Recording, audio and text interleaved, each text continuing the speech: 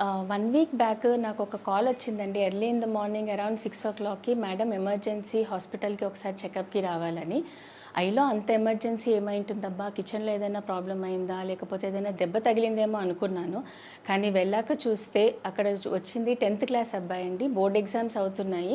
మార్నింగే specs break అయిపోయాయి. So, అబ్బాయి దగ్గర స్పేర్ స్పెక్స్ లేవు. అలా అని షాప్ వెళ్ళి మళ్ళీ కొనుక్కుందాము అంటేనేమో తన దగ్గర పాత పవర్ లేదు. సో, అప్పటికప్పుడు ఇమ్మీడియేట్‌గా చెక్ చేసి తన పవర్ ఎంతుందో చూసి 1 అవర్‌లో మేము స్పెక్స్ చేసి ఇవ్వగలిగాము. వెంటనే ఎగ్జామ్‌కి అటెండ్ అయ్యి ఎగ్జామ్ కంప్లీట్ చేయగలిగాడు. ఇలాంటి ప్రాబ్లమ్ ఎప్పుడైనా ఎవరికైనా రావచ్చు. అసలే నెక్స్ట్ ఇప్పుడు వచ్చే సమ్మర్‌లో కొన్ని కాంపిటీటివ్ ఎగ్జామ్స్ ఉన్నాయి.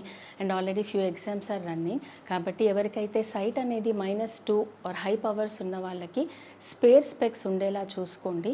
ఒకవేళ ఇప్పుడు అర్జెంట్‌గా స్పేర్ స్పెక్స్ లేకపోయినా పాత specs 6 months to 1 year backs ఏదైనా స్పెక్స్ ఉన్నా కూడా దాన్ని జాగ్రత్తగా పెట్టుకుంటే మంచిది. ఎందుకంటే ఇలాంటి సిట్యుయేషన్ ఎవరికైనా రావచ్చు. వచ్చినప్పుడు ఎమర్జెన్సీగా తయారు చేయడానికైనా కూడా కనీసం 1-2 అవర్స్ పడుతుంది. అలాంటప్పుడు పవర్ లేదనుకుంటే అంటే స్పెక్స్ పవర్ ఎంతుందో తెలియకపోతే ఇంకా ఇబ్బంది పడే అవకాశం ఉంటుంది. కాబట్టి ఎవరైతే ఎగ్జామ్ గోయింగ్ వాళ్ళు ఉన్నారో పర్టిక్యులర్‌లీ ఒక్క స్పేర్ స్పెక్స్ ఉండేలా చూసుకోండి. Hope this helps.